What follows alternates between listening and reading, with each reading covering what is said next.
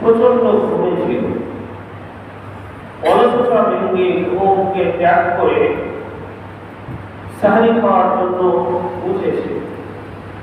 তারা সারাদিন আমার বিধান পালন করতে গিয়ে রোজা রাখে, সিয়াম সাধনা করে।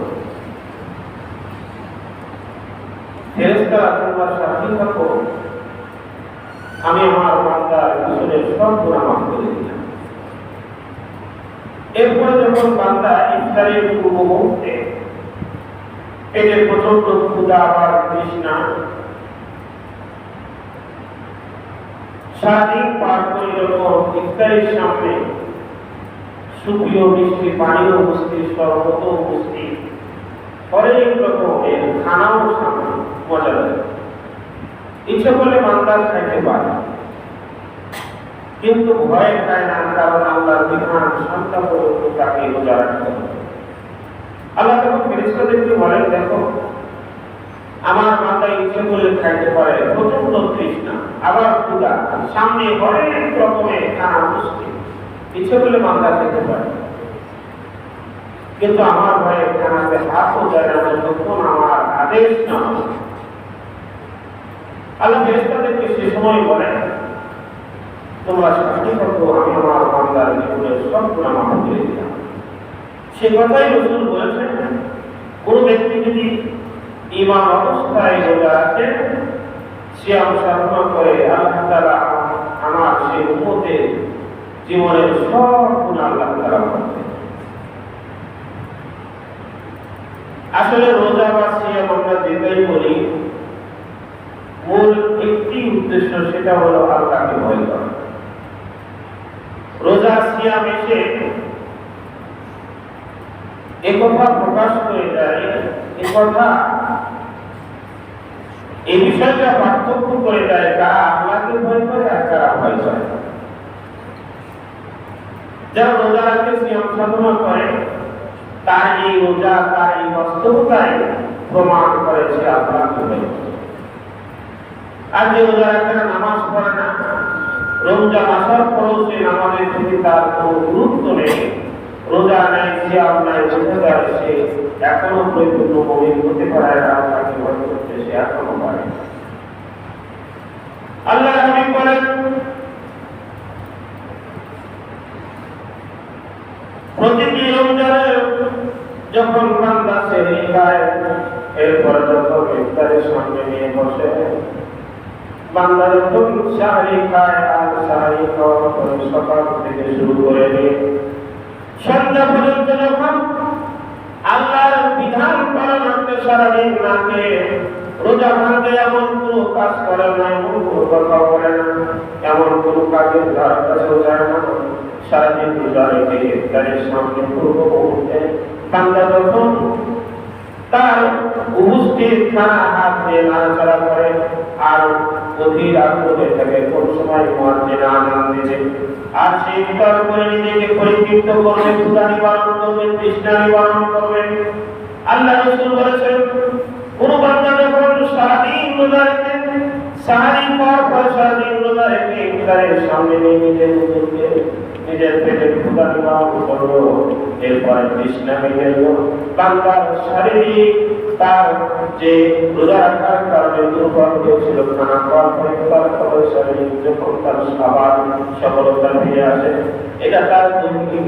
কিন্তু আত্মার অসুস্থ যে ছিল, যখন বান্দা ইফতারের সময় সর্বপ্রথম একটা খেজুর মুখে দেয়, আল্লাহ এত খুশি হয়, সাথে সাথে ফেরেশতাদেরকে বলেন যে আমি আমার বান্দার অন্তরের যত দেবী গুনাহ আছে, আমি আল্লাহ তাআলা বসে নিজে মাফ করে দিলাম।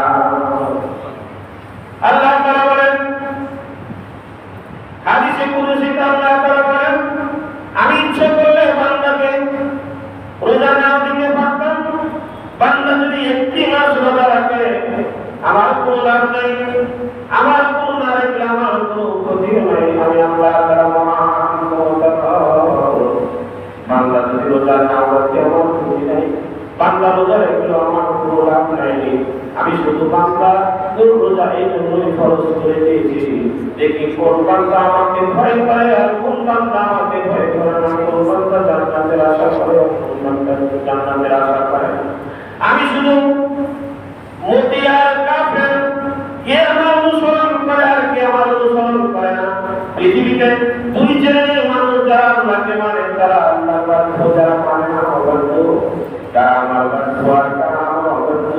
এটা প্রকাশ করে দেওয়ার জন্য আমি আল্লাহ তাআলা আমার বান্দার রোজা ফরজ করে দিয়েছি, দেখি কি আমার অনুরোধ আর কি আমার বাধ্য।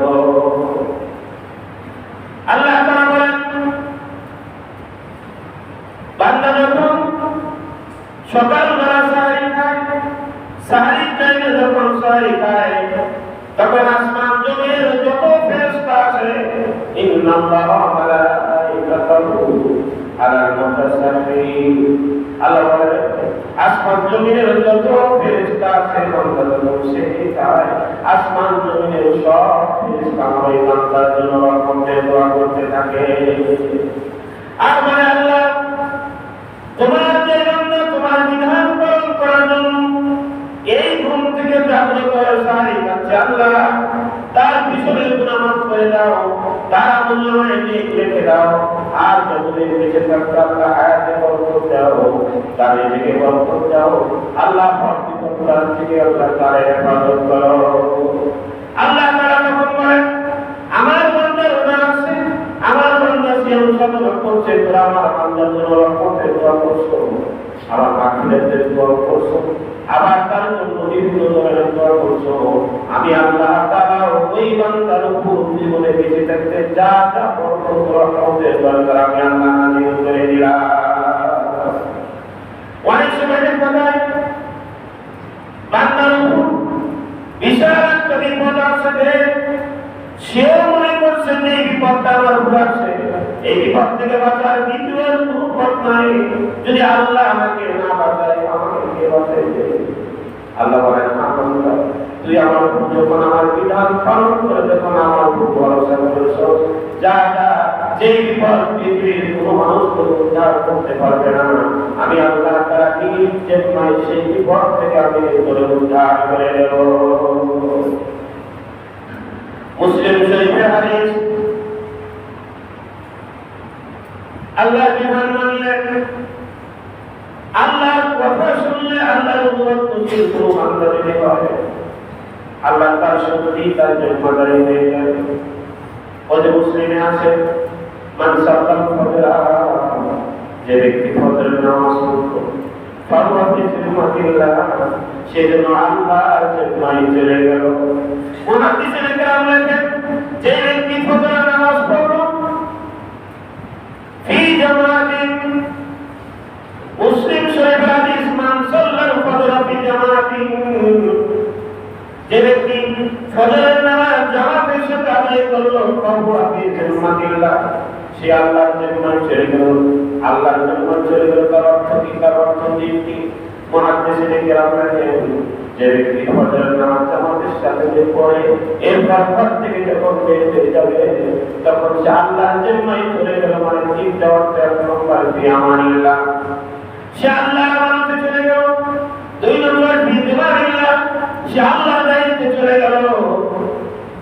তিন নম্বর ফি রহমাতিল্লাহ, সে আল্লাহর রহমতে চলে গেল। তার মানে কোন ব্যক্তি যখন ফজরের নামাজ জামাতের সাথে পড়ে, হাদিসে রাসূল বলেছেন ফি জামাতে, একা একা নামাজের কথা বলেন নাই, যে ব্যক্তি ফজরের নামাজ জামাতের সাথে পড়লো, এরপর ঘর থেকে বের হয়ে গেল, ফি আমানিল্লাহ, সকাল থেকে যখন সকালে যখন বের হয়ে গেল, বিকালে ঘরে আসা পর্যন্ত আল্লাহ তাআলা কুদরতি জিম্মায় তার আমানতে চলে যায়। এই ব্যক্তি যদি ঘর থেকে বের হওয়ার পরে ফজরের নামাজ জামাতের সাথে পড়ে ঘর থেকে বের হয়ে গেছে, সত্যি তাকে কোন শত্রুতাকে ঘায়েল করে হত্যা করা নিয়ত ছিল, আর সে সুবর্ণ সুযোগ শত্রুর কাছে ছিল, সে দূর থেকে রাইফেল অথবা পিস্তল অথবা চাকু দিয়ে তাকে হত্যা করা সব কিছু ঠিক করে ফেলেছে।